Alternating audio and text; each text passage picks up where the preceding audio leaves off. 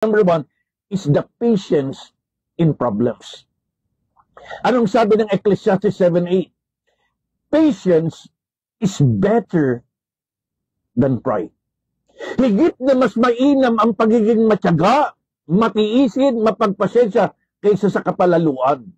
Ang tawag natin sa patience na yan ay steadfast patience. In marriage, situations will arise.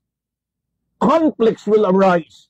Financial struggles, difficulties will arise. Unfulfilled dreams will arise.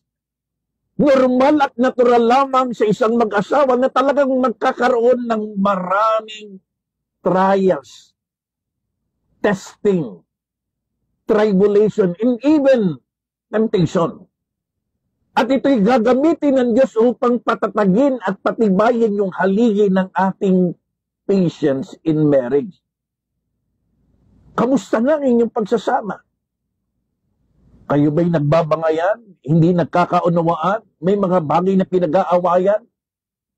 Normal lang po yan. And sometimes, blessing in disguise. Ginagamit talaga ng Diyos yan, pinapahintulutan talaga ng Diyos yan para patatagin yung ika-4 na haligi ng inyong pagsasama. The pillar of patience. At pag sinabi nating patience, it is not just the ability to wait. Patience is not just the ability to wait. It is the ability to keep good behavior while waiting. Kaya pag sinabi nating pasensyoso, mataga, matiisin, hindi lang ito yung pagtitiis per se. Hindi lang ito yung pagiging mapaghintay. Hindi lang ito yung magiging papag-unawa. It is the ability of keeping the good attitude while waiting.